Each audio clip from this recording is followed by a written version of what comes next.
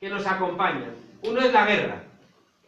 Nunca en la historia de la humanidad, nunca, ha habido tantas guerras con muertes civiles. Pero fijaos, la guerra como una amenaza permanente. Segunda amenaza, el cambio climático.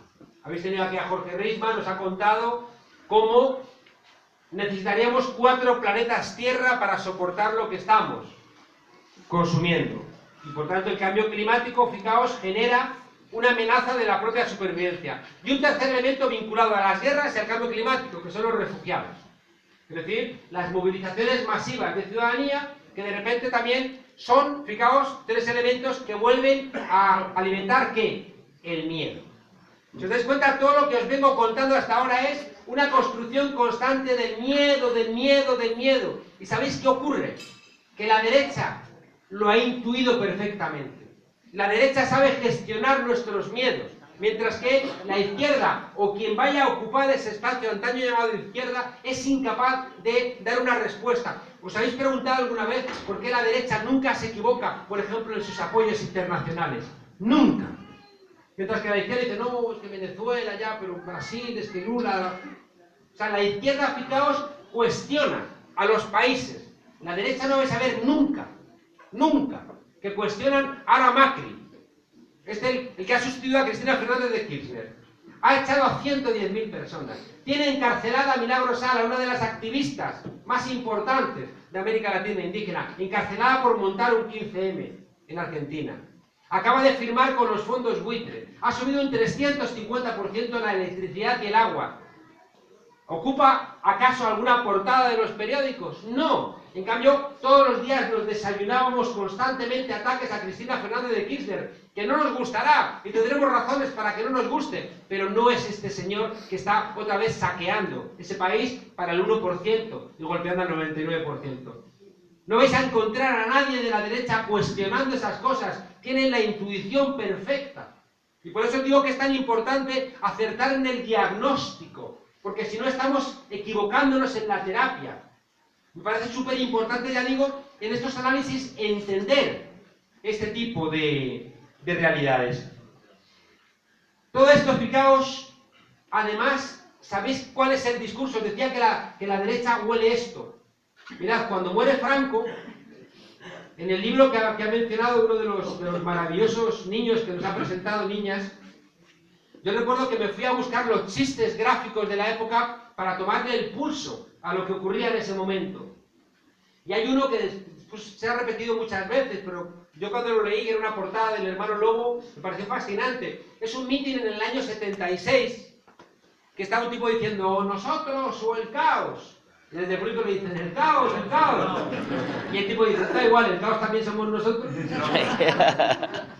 Fijaos, Emilio Silva, que ayer estuve en León presentando un libro con Juan Carlos Mestre, hemos hecho una versión de La Cenicienta. Muy bonito. Pero eso también era una cuña publicitaria. Emilio Silva decía, fijaos, que en España la resignación ha sido una política de Estado. Hija, no te signifiques. Hijo, no te signifiques. Y a fuerza de no significarnos, nos convertíamos en insignificantes. Una interiorización de no protestar. Y esto, fijaos que a la salida del franquismo lo identifican de manera muy clara, con ese discurso mentiroso del consenso, que es una de las grandes mentiras. En la ciencia política lo tenemos muy analizado. ¿Sabéis cómo? Una cosa que se llama la postpolítica. ¿Qué significa este palabra? Significa, fijaos, que en los años 70, cuando suben los precios del petróleo y hay una quiebra del sistema capitalista muy fuerte, en el año 73, que es cuando empieza lo que llamamos la globalización, ¿sabéis cuál era el concepto que más se usaba en la ciencia política? Crisis de legitimidad. ¿Y sabéis qué significaba ese concepto? Que los gobiernos eran vistos por la ciudadanía como ilegítimos. Y viene la derecha y dice, no, necesitamos otro concepto. ¿Y sabéis cuál es el concepto que se inventan? Dicen, no es una crisis de legitimidad, no es que los gobiernos sean ilegítimos, sino que hay una crisis de gobernabilidad. Es la gente que está ingobernable. ¿Y sabéis qué dicen? Dicen que la gente está ingobernable, el último se llama Huntington, súper importante, dice, la gente está ingobernable porque hay un exceso de democracia. Así lo dicen, ¿eh? Un exceso de democracia. ¿Y sabéis qué plantean? Que se os pongan los pelos de punta. Dicen, hay que vaciar los parlamentos de ideologías revolucionarias. Hay que acabar con la autogestión en las fábricas. Hay que financiar con dinero público y privado a los partidos políticos para que no lo financien las bases y no influyan. Hay que vaciar de ideología a los partidos políticos. Hay que identificar a los partidos políticos con los líderes para que las bases no manden. Hay que controlar los medios de comunicación. Hay que controlar Hollywood. Fijaos, hay que vaciar las universidades porque son focos de gente crítica que protesta. Hace 30 años plantearon esto, gente. Era el programa de máximos del neoliberalismo. Se ha cumplido al 100%.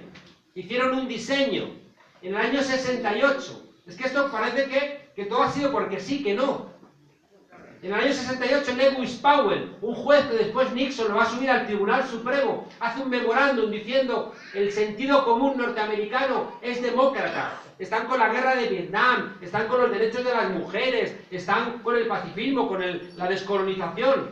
Y los republicanos nunca van a ganar. Hay que cambiar la manera de pensar. ¿Y sabéis qué plantea este señor? Hay que controlar universidades, hay que crear fundaciones, revistas, traducciones, hay que cooptar a periodistas, hay que comprar medios de comunicación, hay que meterse en Hollywood. Por eso os decía, fijaos que nos sacan 50 años de ventaja. Han cambiado el sentido común. Y no vamos a ver nunca las cosas que no miramos. Conocéis todos ese experimento donde te enseñan un partido de baloncesto y te dicen, cuéntame cuántas veces tiene la camiseta ¿cuántas veces tiene el varón los de la camiseta naranja y cuántos tiene la camiseta el varón los de la camiseta verde? Y te dan 2 minutos o 1 minuto. Y tú lo ves y dices, de 68 veces, 48, 8 de cada 10. Dicen, ¿has visto algo raro? Dicen, no. Y sabéis que en ese experimento, cuando están jugando, sale por detrás de la cancha un gorila.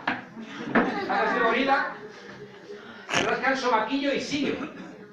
¿Y por qué 8 de cada 10 no lo ven? Porque no lo están mirando. Es decir, que hay una voluntad de que no mires en determinados lados. Y lo que no miras, pues al final no lo ves.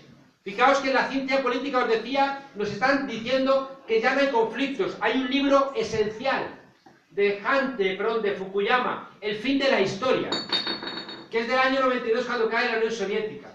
Y el tipo dice, se han terminado los conflictos en el mundo.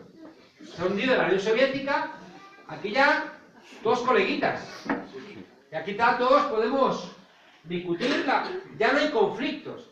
Gente, y esa es y dice, es que si no hay conflictos, ya no hay por qué discutir. Y de repente los sindicatos se pueden hacer una foto con la patronal y dices, oye, pero ¿no había aquí un conflicto capital-trabajo? ¿Qué es ser de centro? Ser de centro es quitar fuego a los conflictos. Para ser un buen centrista, tienes que ser pues como Rivera.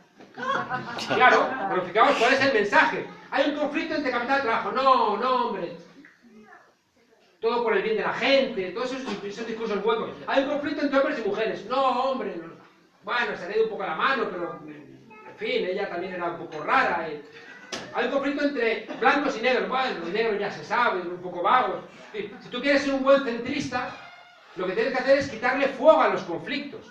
Por eso a mí me gusta recordar que nunca vais a ver a nadie delante de un pelotón de fusilamiento antes de ser ejecutado gritar ¡viva el centro!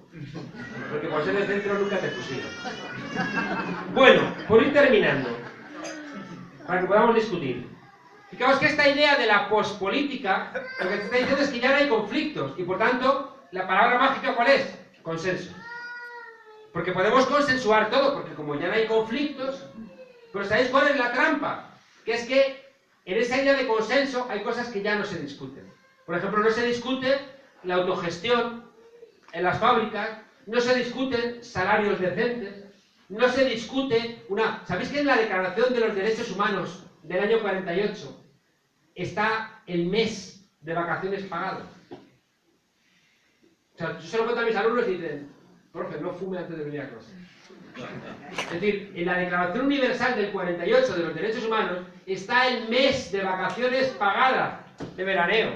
Fijaos lo que hemos retrocedido en nuestra manera de entender las cosas. Y te dicen, no, consenso. O sea, ¿consenso qué es? Consenso es que los viejos trabajen más y los jóvenes tengan 40 años y no hayan entrado en el mundo laboral. Fijaos que si tú planteas, oye, pero vamos a plantear... No, conflictos no, ¿eh?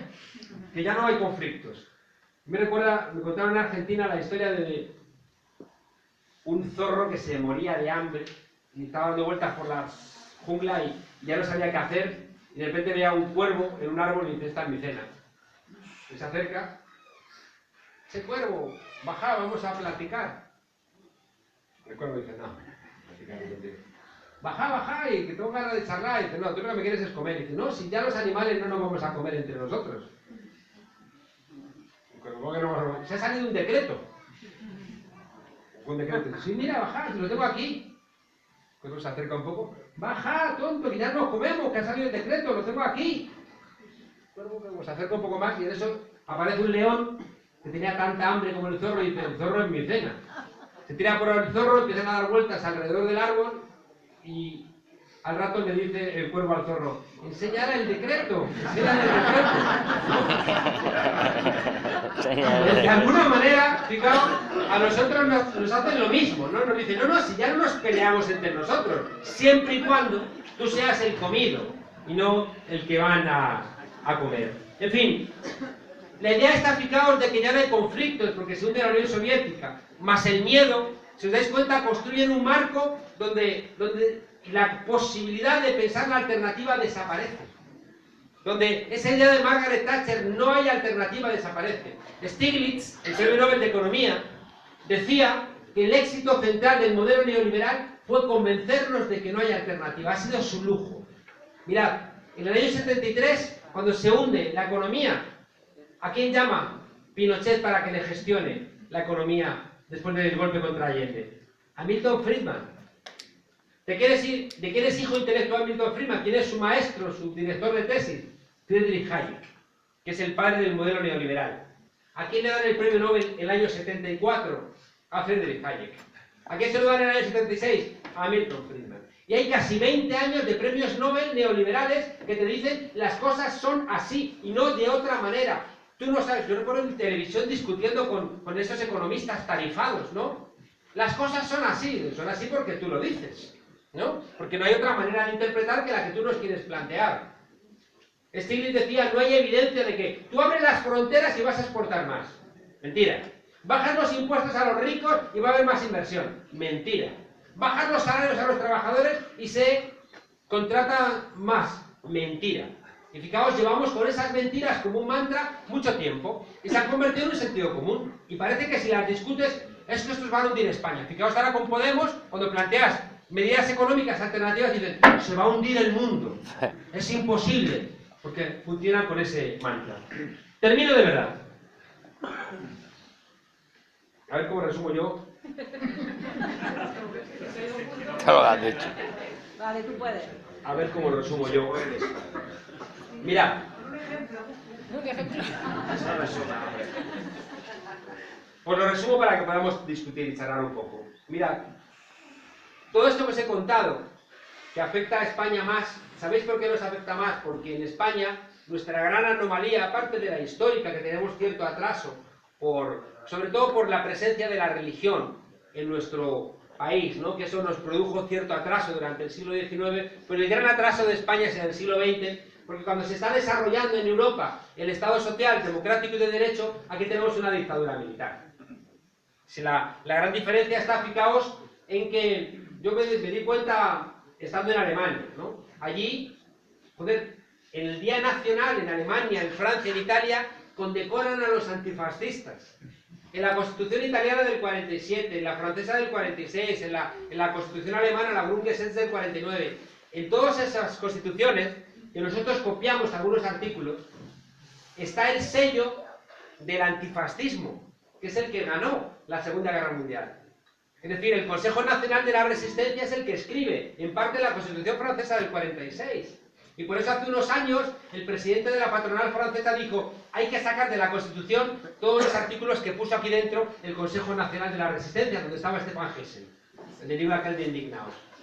Entonces, fijaos, el Día Nacional de estos países condecoran a la gente que luchó contra Hitler. Joder, los que atentaron contra Hitler son héroes en Alemania. Aquí no sabemos los que atentaron contra Franco ni quiénes son. Resulta que va rey Felipe VI va a Francia y condecora la 9. La 9 es la brigada que acompañaba a Leclerc de republicanos españoles y cuando se pierde aquí la guerra van a pelear contra el fascismo y son los que entran a liberar París en el año 44 con blindados que llevaban el nombre de nuestras batallas, Guadalajara, Madrid, Brunete. Esa es la gente que libera, condecorados. Y va el rey y hace una placa allí en París, coño, hazla aquí, que eran republicanos españoles, eran gente de aquí. Pero no, la memoria, fijaos, nuestra tiene que estar detenida. Tú miras para atrás y te encuentras nada más que agujeros en nuestra memoria, porque ha habido la voluntad de que no encontremos a los que anticiparon nuestra rabia. De repente, fijaos, la derecha puede construir, siempre digo, la historia desde Viriato a Dolores de Cospedal, ¿no? Una línea recta.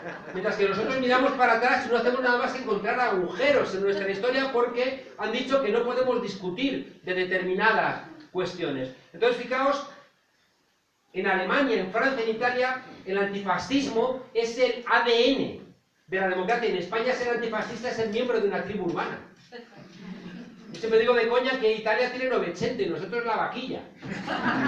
Pero joder, pero que no deja de ser una cosa dramática, ¿no? Ellos han enfrentado, fijaos, su memoria con dureza. Ellos, fijaos, han sido capaces de mirar hacia atrás y entender que tú no puedes construir una democracia sin sincerar tu pasado. Aquí en España, cuando yo os digo que nos huelen mucho los pies a franquismo, es porque no hemos enfrentado las tres grandes heridas que solventa Europa en el siglo XIX. La herida internacional, perdemos un imperio y seguimos sin entender. Hablamos del descubrimiento de América, no jodas. Y seguimos sin tener una buena relación con América Latina porque no hemos entendido la herida territorial. No hemos solventado la herida internacional, la herida territorial que solventa Italia o Alemania. En el siglo XIX nosotros la seguimos teniendo abierta y de repente se rompen las posturas, hemos visto en Cataluña, pero en otros lugares, porque no tenemos esa herida territorial suturada. La herida social, tenemos el Estado social más débil de toda la comunidad europea de los 15, que es con quienes nos relacionamos comparativamente. ¿Por qué? Precisamente por nuestra transición. Entonces, fijaos, es muy importante entender que todo esto que os he contado se agrava en el caso de España, porque mientras que se estaba desarrollando a partir del año 45 en Europa el Estado social, democrático y derecho, España era un jodido cuartel. Entonces todo esto se agrava y se muere el caudillo en la cama y hay una enorme conflictividad social, pero la enorme conflictividad social, y ahí tiene una enorme responsabilidad del Partido Comunista, la frena.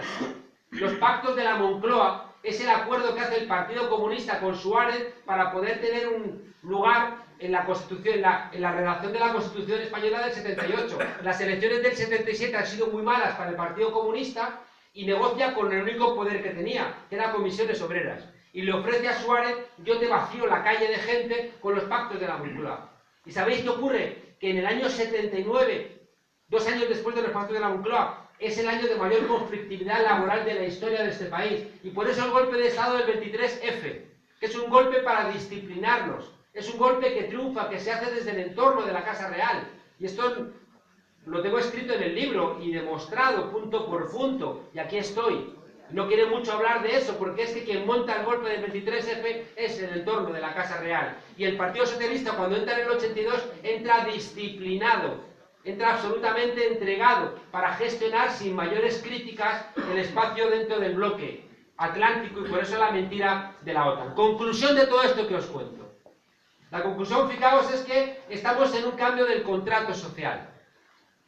Cuando dice el presidente de la patronal francesa que hay que sacar de las constituciones todos los artículos que puso el Consejo Nacional de la Resistencia, lo que están diciendo es que el contrato social de posguerra ya no vale. Y aquí os cuento un chisme. Me reuní en Madrid, quería hablarnos el gobierno alemán, a la gente de Podemos. Y dijeron, pues tú que sabes alemán, ve tú. Y dije, bueno. Entonces, claro, vino el tipo y fuera súper arrogante y claro, cuando yo de repente le saludo en alemán, dice, uy, pensaba que erais perroflautas. Yo decía, yo sabía que tú eras un imbécil, pero... Entonces, fijaos en la discusión con ese señor, ministro de Relaciones con la Comunidad Europea del gobierno de Merkel, él se siente, lo primero que me dice es, yo soy eso que ustedes llaman casta. Y digo, pues seguramente. Claro, es un tipo que cuando tenía 18 años ya era, es como Susana Díaz. Cuando tenía 20 años ya era cargo político en las Juventudes Socialistas. Y tenía 50 y tantos y nunca había dejado los cargos, nunca había conocido otra cosa. Entonces es un tipo que en la discusión él se me pone un poco arrogante, le digo, mire, es que los socialdemócratas ya no están en el Partido Socialista, los socialdemócratas en España están en Podemos. Entonces el tipo estaba como enfadado, dice, yo no soy un nostálgico como ustedes, yo no miro hacia atrás cuando hablamos del Estado social. Digo, claro, usted mira a China, ¿no? Entonces fijaos, la socialdemocracia alemana asumiendo que el Estado social ya está muerto, que ya no vale, que los trabajadores ya no vamos a tener nunca más derechos. Entonces, fijaos lo que implica de ruptura del contrato social. Esa es la discusión que tenemos. Que en España se nos agrava con los problemas que tenemos territoriales, sociales o internacionales, pero que son los mismos. ¿Cuál es la solución? Fijaos, y esto es lo último que os digo. La respuesta a todo este capitalismo en crisis es idéntica en todo el mundo. ¿Y sabéis cuál es? Es impugnar lo que aquí impugnamos en el 15M. La respuesta a esta expulsión que estamos sufriendo, que es idéntica, jóvenes desempleados, gente que pierde la casa, gente endeudada, es idéntico en todos los países. ¿Y sabéis cuál es la respuesta? Una impugnación de la democracia representativa, que no lo representan, y una impugnación del modelo económico. La respuesta al capitalismo en crisis, siempre, gente, tiene dos grandes respuestas. Una, la de los que quieren mantener el sistema. Dos, los populismos. ¿Qué es lo que ocurrió en los años 30? Gente que impugna el modelo. ¿Cuál es la diferencia que hemos tenido en España? Que surgió un populismo sui generis, que no era un populismo de derechas, sino que era un populismo de izquierdas, es decir, que impugnó el 15M, el modelo económico y el modelo político, no desde presupuestos de la extrema derecha como Le Pen en Francia, no es idéntico, pero con presupuestos también xenófobos en Italia con Beppe Grillo y Cinque Estrellas, no es el Tea Party, sino que es una impugnación del modelo desde presupuestos fijados emancipadores. Que esa es la magia de lo que ha ocurrido en nuestro país. Y ahí es donde revientan las costuras del régimen del 78. La gente en la calle, mirad, lo resume el Roto. Si es que el Roto, en una jodida frase, todo lo que os he contado lo resume el Roto en una frase. El Roto, el 16M, pinta la Puerta del Sol llena de gente y el lema decía, le dijeron a los jóvenes, a la puta calle, y es lo que han hecho. Y al día siguiente, fijaos, el 17M, pinta la Puerta del Sol llena de cabecitas de colores y dice, los jóvenes salieron a la calle y súbitamente todos los partidos envejecieron. Fijaos que en el 15M hubo una impugnación de la democracia representativa que no nos representaba y de una economía social que nos expulsaba fuera de nuestro propio país. ¿Cuál es la respuesta? Pues impugnar la democracia representativa e impugnar el modelo económico. ¿Cuál es la diferencia? Y esto es esencial y ahora si queréis lo discutimos. La diferencia esencial es que el populismo de derechas, donde estaría ahí Rivera, no impugna nunca el sistema, sino que impugna los excesos del sistema. Nunca va a impugnar ni Marine Le Pen, ni Beppe Grillo, ni el Tea Party, ni Donald Trump, van a impugnar el sistema, sino los excesos del sistema. ¿Por qué creéis que Trump tiene tanto apoyo en Estados Unidos? Porque está hablando a los trabajadores blancos norteamericanos que en los tratados de libre comercio les tienen sin trabajo. ¿O es que creéis que solamente tiene tantos votos insultando a los mexicanos? No. Está acertando a identificar los problemas económicos. ¿Cuál es la magia que tuvimos aquí en España? Que del 15M, que fue la posibilidad de cambiar el relato de nuestro país, surge una nueva fuerza política que tiene que demostrar todavía, no basta que hayamos sacado 5 millones de votos, no basta. Tiene que demostrar que realmente tiene un modelo alternativo a todo esto que os he contado tan largo. No hay soluciones claras. No sabemos lo que queremos porque no hay una alternativa a 5 siglos de modelo capitalista donde no tenemos herramientas para saber cómo es la alternativa. Pero ¿sabéis lo que sí que sabemos? Lo que no queremos. Y cada vez que una de vosotras y uno de vosotros sabe algo que no quiere, y no lo queréis para vosotras, pero tampoco para nadie, es una teselita de un mosaico que lo ponemos en la pared. Y el dibujo final va a ser el que nos dé la suma de las pesetas.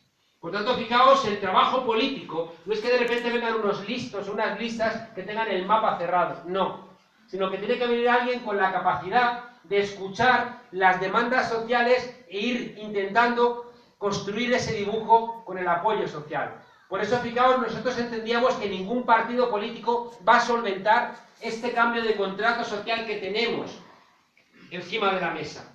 Lo que tenemos que hacer es, por un lado, ser capaces de disputar los órganos de poder a los grandes partidos políticos, pero al mismo tiempo, alimentar esa politización que consiguió el 15M. Ningún partido político va a cambiar todo esto que os he contado si no hay gente en la calle intentando encontrar una solución. De nada va a servir que ganemos siquiera el poder de la Moncloa si no hay gente en la calle dispuesta a acompañar los cambios y a orientar hacia dónde van esos cambios. Por eso, fijaos, si es cierto todo lo que os he planteado, de que estamos en un cambio de paradigma, que estamos en una crisis civilizatoria y, como decía Gramsci, lo viejo no termina de marcharse y lo nuevo no termina de llegar. Si no sabemos cuáles son los nuevos marcadores de certeza, si tenemos miedo, la única posibilidad de solventarlo es reinventándonos la política, ni más ni menos. Y esa es la discusión que tiene Podemos. Podemos puede convertirse en un partido más que solamente tenga su trabajo en la sede parlamentaria, o tenemos el reto, y es lo que me hace también venir aquí a estar hoy con vosotras y con vosotros, de bajar a la calle y deciros, dejad de delegar la política. Ningún partido político va a solventar todo esto porque no tiene las herramientas. Me contaba el otro día Iñiguito, me decía, Juan, me decía, el del triciclo, me decía Íñigo, Juan, no hay, o sea, te devoran aquí, la lógica parlamentaria está hecha para devorarnos, para que ya no podamos hacer nada más. O sea, por lo menos tenemos el análisis construido. Y por eso, fijaos, la importancia en nuestro... Y ahí Pablo estuvo brillante diciendo a Echenique, ahora te toca a ti bajar a la calle. Me decía el otro día, me llama, me dice, Juanqui, tío, yo me he pateado en los círculos, pero sobre todo el que más te los has pateado ha sido tú y yo. Digo, tú no te los has pateado, tú te los has rodado, no mira. Tiene mucha coña siempre con lo de su silla, ¿verdad? Fijaos que detrás de ese planteamiento lo que hay es entender, fijaos, y no es retórica, no es solo el pueblo salva al pueblo, qué frases más bonitas, no. Es que en todo este esquema que os estoy planteando, o asumimos que participar es trabajar de más, y que tenemos que de alguna manera asumir que la pérdida del contrato social no podemos situarnos en el resistencialismo, sino que tenemos que empezar a inventarnos nuevas formas, que el desarrollo tecnológico nos obliga a pensar de otra manera, que el desarrollo de Internet está golpeando al corazón, al metabolismo del sistema capitalista, y no sabemos qué va a ocurrir. No sabemos qué va a ocurrir con un sistema capitalista que ya no puede construir los precios, que ya no puede mantener la propiedad privada como en el siglo XX, gracias a que existe Internet, que es un desarrollo del propio sistema capitalista, pero que no puede controlar. Todas estas cosas, fijaos, nos emplazan. Uno puede sucumbir del lado del miedo, o del lado de la perplejidad, y decir, que venga Rivera y me lo solventa. O que venga la derecha populista y me lo solvente. La izquierda tradicional no puede decir ese discurso. El discurso tiene que ser el del espacio. Las preguntas de la Ilustración de la libertad, la igualdad y la fraternidad están inéditas, siguen siendo válidas, pero las respuestas hay que reinventarlas. Y esa reinvención de las respuestas no puede estar en los partidos políticos tradicionales, tenemos que reinventarlos. ¿Cuál es la alternativa? No sabemos, no sabemos. Y es muy honesto y muy honrado decir que no sabemos. Porque quien viene a decirte que tiene las claves, porque en nombre del socialismo científico sabe cómo se hacen las cosas, nos está vendiendo una milonga. Tenemos muchos riesgos, ¿sabéis por qué? Porque tenemos que experimentar. Y cada error que cometemos, los enemigos de la innovación, los privilegiados de las diferencias, van a utilizar cada error de nuestro experimentalismo como un arma brutal para intentar socavarnos. No es fácil. Yo por eso me gusta decir que tenemos que ser pesimistas, pero pesimistas esperanzados. Pesimistas porque la situación es muy complicada, porque el sentido común es de ellos. Porque los pobres van a votar a Keiko Fujimori en Perú, porque han captado el imaginario de la gente humilde con este sueño falso que está devastando el planeta y que encima está, de alguna manera, ya digo, haciendo que los pobres, las víctimas, adoren a los verdugos. Pero si no somos esperanzados, ya nos han derrotado. Si no tenemos coraje, ya nos han derrotado. ¿Y sabéis cuál es lo que me hace a mí ser esperanzado? Que si todo lo que os he dicho se basa en el miedo que nos han generado, en el momento en que no tenemos miedo, el miedo cambia de bando. Decía Bertolt Brecht, fijaos que solamente los pueblos con convicciones son los pueblos que tienen esperanza. Y para tener convicciones, lo que tenemos que hacer es perder el miedo. Y para perder el miedo, lo que tenemos que hacer es dialogar. Así que muchas gracias por haber venido a este diálogo.